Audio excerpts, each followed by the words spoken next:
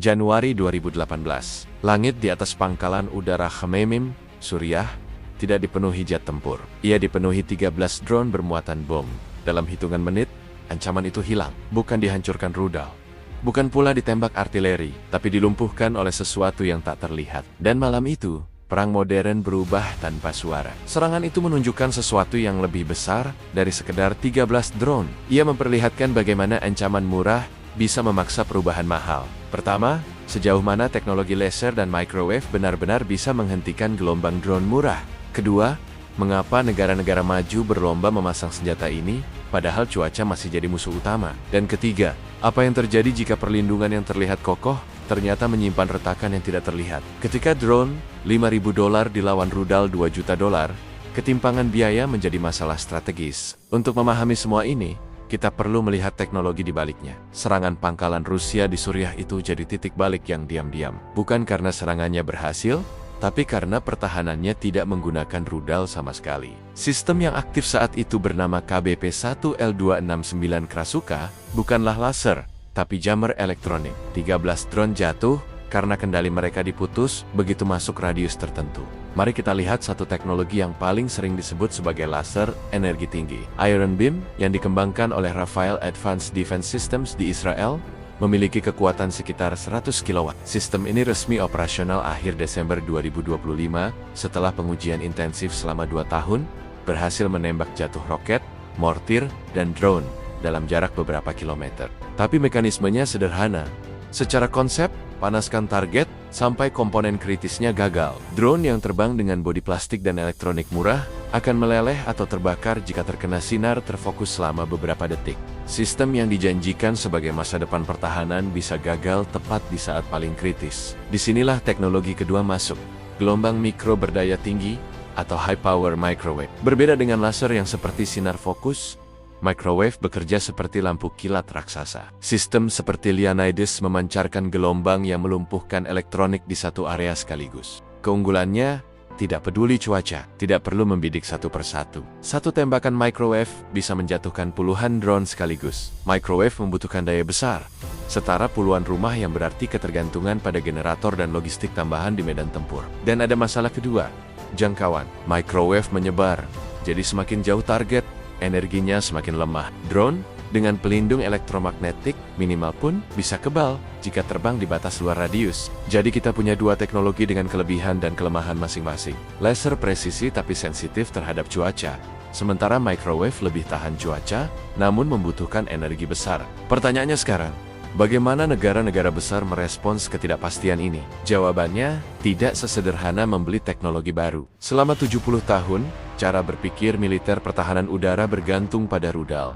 Logikanya sederhana, ancaman terbang, rudal dilesatkan. Tapi sejak perang Ukraina menunjukkan ribuan drone murah bisa menghabiskan persediaan rudal mahal, logika itu runtuh. Lihat bagaimana 5 negara besar merespons. Amerika Serikat, Israel, China, Rusia, dan Inggris, semuanya mengembangkan sistem laser atau microwave. Dengan Israel, sudah operasional sejak akhir 2025. Sementara target operasional massal negara lainnya antara 2026 hingga awal 2030-an. Namun tidak ada yang sepenuhnya menggantikan sistem rudal lama. Laser dan gelombang mikro masih diposisikan sebagai lapisan tambahan, bukan pengganti total.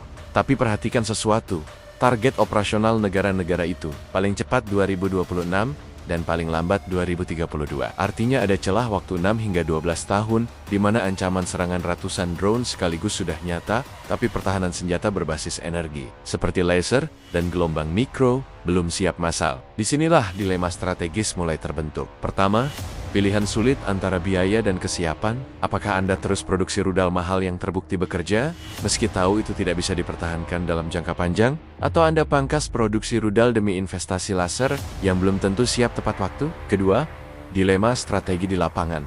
Sistem laser dan microwave butuh listrik besar. Artinya unit pertahanan harus terhubung ke jaringan listrik stabil atau membawa generator raksasa. Di medan tempur bergerak, ini berarti Anda kehilangan mobilitas, keunggulan utama yang selama ini dijaga militer modern. Ketiga, risiko salah kalkulasi. Bayangkan, Anda mengandalkan laser di pangkalan depan, lalu musuh menyerang saat kabut tebal. Laser tidak bekerja. Rudal habis, karena sudah tidak diproduksi massal. Apa yang terjadi? Dalam perang, satu keputusan salah bisa menghapus satu pangkalan dari peta. Keputusan ini tidak murni teknis. Faktor politik memperumit keputusan teknologi. Jadi yang kita lihat bukan sekedar perlombaan teknologi. Ini pusaran keputusan sulit, di mana faktor cuaca, politik, industri, dan waktu saling bertabrakan. Setiap negara tahu mereka harus berubah, tapi tidak ada yang tahu pasti kapan dan bagaimana berubah tanpa menciptakan kerentanan baru. Dari sinilah konsekuensi jangka panjang mulai terlihat. Antara sekarang dan tahun 2030, dunia memasuki jendela kerentanan yang aneh. Drone swarm sudah matang secara teknologi dan murah secara produksi. Tapi pertahanan laser dan gelombang mikro belum siap untuk perang nyata. Tapi untuk sementara, bertahan justru lebih mahal. Satu rudal pencegat bisa $2 juta, satu gelombang 100 drone bisa dibuat hanya dengan sekitar $100.000. Ketika militer mulai pasang sistem laser, musuh akan kembangkan drone dengan lapisan reflektif atau material tahan panas. Ketika microwave mulai dipakai, musuh akan lindungi elektronik drone dengan pelindung elektromagnetik sederhana. Disinilah titik tanpa jalan kembali dimulai. Karena begitu Anda memutuskan berhenti produksi rudal massal dan beralih ke laser, tidak ada jalan mundur. Pabrik rudal ditutup, tenaga ahli pensiun, rantai pasok terputus. Jika laser gagal di medan tempur nyata, tidak ada sistem lama yang bisa segera dihidupkan kembali. Keputusan ini diambil sekarang, padahal data efektivitas laser di perang sesungguhnya masih nol. Semua masih uji coba terkendali. Belum ada yang tahu bagaimana laser bekerja saat operator kelelahan, saat markas diserang, saat asap dan debu perang memenuhi udara. Untuk memahami ini lebih dalam, kita perlu satu kerangka. Saya menyebutnya siklus deteksi, keputusan, dan tindakan.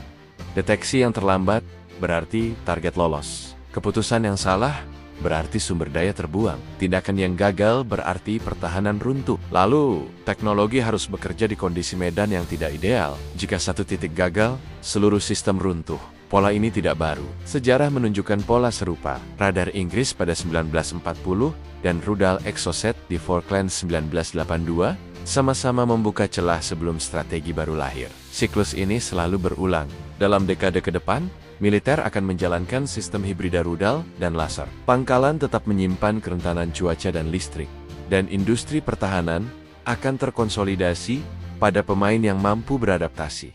Tapi semua itu bergantung pada satu hal. Apakah teknologi ini benar-benar siap saat dibutuhkan? Mengapa negara-negara maju tetap berlomba? Karena mereka tidak punya pilihan. Ketimpangan biaya rudal versus drone sudah tidak bisa dipertahankan dalam jangka panjang. Mereka harus mencoba, meski tahu risikonya. Apa yang terjadi jika perlindungan menyimpan retakan? Menurut Anda, apakah laser benar-benar masa depan pertahanan udara?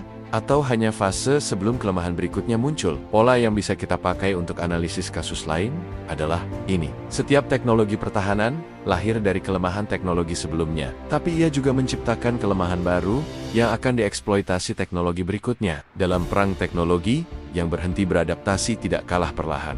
Mereka kalah seketika. Dan dalam perlombaan ini, tidak ada garis aman. Yang menang bukan yang paling kuat, tapi yang paling cepat beradaptasi. Di episode selanjutnya, kita bahas dampak Trump 2.0 pada ekonomi global. Tarif resiprokal AS memicu risiko perang dagang baru dengan China dan Eropa. Bagaimana ini pengaruhi ekspor sawit dan nikel Indonesia? Bagaimana investasi asing dan supply chain teknologi militer seperti hypersonics serta AI untuk TNI? Tarif bukan lagi urusan ekonomi. Ia menadi senjata strategis. Kita lihat posisi Indonesia di pusaran fragmentasi dunia ini. Terima kasih sudah menyimak Dialektika Militer. Kita lanjutkan pembahasan ini di episode selanjutnya, dan sampai jumpa.